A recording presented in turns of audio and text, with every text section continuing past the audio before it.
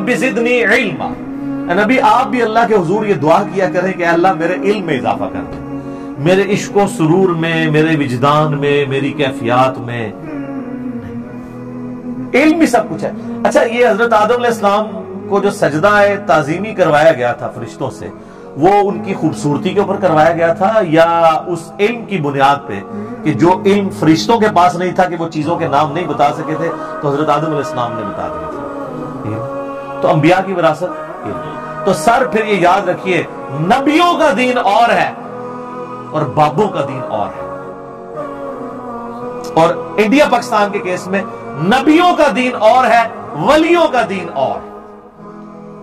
हम तो इनको वली मानते हैं, वलीउल्लाह नहीं मानते। मिन दूनिही औलिया, सूरतुल अराफ का स्टार्ट इससे होता है, मिन दूनिही औलिया। सूरतुल बकरा में भी 256 नंबर आयत में अल्लाह ताला ने ये तो फरमाया कि औलिया दो हैं, औलिया अल्लाह है और औलिया शयातीन है। शैतान के औलिया हैं, शैतान के औलिया हैं। तो ये इल्म वाला दीन वो है जो नबियों वाला दीन। वला तक्फु मा लैसा लका बिही इल्म इन्नस्समअ वल बसरा वल फुआद कुल्लु उलाइका कान अन्हु मसऊला। इंसान किसी चीज की पैरवी उस वक्त तक मत कर जब तक कि तेरे पास डेफिनेट इल्म उसके बारे में ना आ जाए। बेशक आंख, कान, अक्ल, इसके बारे में पूछा जाएगा, इनको यूज करके तुमने हक बात तक पहुंचने की कोशिश क्यों नहीं की। और फिर सूरह अज़्ज़ुमर में है, कुल हल यस्तविल लदीना यअलमून वल लदीना ला यअलमून इन्नमा यतज़क्करु उलुल अलबाब। ए नबी फरमा दीजिए, भला इल्म वाले और बगैर इल्म वाले बराबर हो सकते हैं? नसीहत तो नहीं हासिल करते मगर अक्ल वाले। और ये आपको क्या कहते हैं? अक्ल वाले। इश्क दे चले नंबर लै गए, अक्ल वाले उंजे ही उमरा गालियां और सर हर शय पुठी है थोड़ी। और अल्लाह कह रहा है अक्ल वाले नंबर ले गए।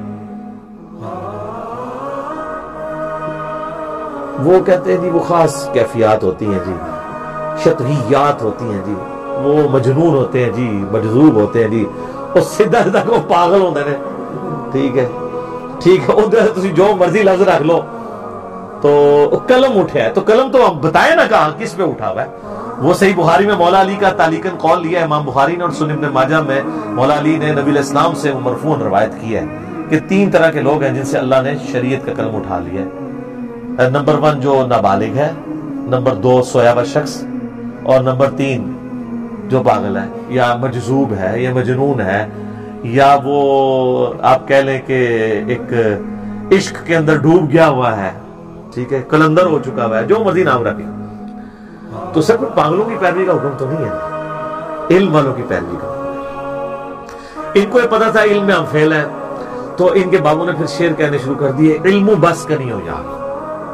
फिर दूसरा ढकोसला ये किया, वो कहते हैं जी इल्म तो शैतान के पास भी बहुत था। इसका मतलब है आप ये कहना चाह रहे हैं कि अंबिया के पास भी बहुत इल्म था, शैतान के पास भी बहुत इल्म था, यानी नाउज़ुबिल्लाह मिन ज़ालिक इल्म को आप कंडेम करना चाह रहे हैं। ये किस आयत और हदीस में लिखा है कि शैतान के पास बहुत इल्म था? और शैतान तो पक्का सूफी था, वो इबादत गुजार था, इल्म होता तो यहां पे जाके गिरता वो।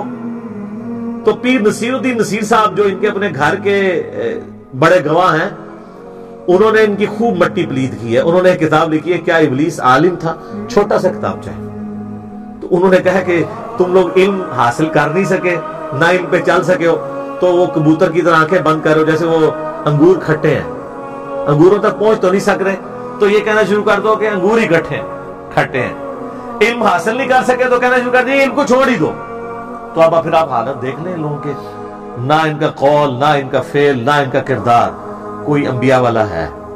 हाँ, दस्तारे जुब्बे शुब्बे देख लें, वो भी जब वीडियोस लीक होती हैं तो आप देख लें वो क्या कुछ हो रहा होता है। वो सिर्फ उसी तरह की ड्रेसिंग है जिस तरह के टीवी एक्टर जो है वो ड्रेसिंग करके आगे बैठ जाते हैं। दीन पे चलना तो बड़ा मुश्किल काम है। तो इल्म की तौहीन इस एतबार से करने वालों को होश के नाखून लेने चाहिए। बाकी मेरा आप वो क्लिप देख लें, reply to doctor Ashraf Asif Jalali on इल्म के बारे में जो उन्होंने तौहीन की है, तो इंशाल्लाह आपको पता चल जाएगा।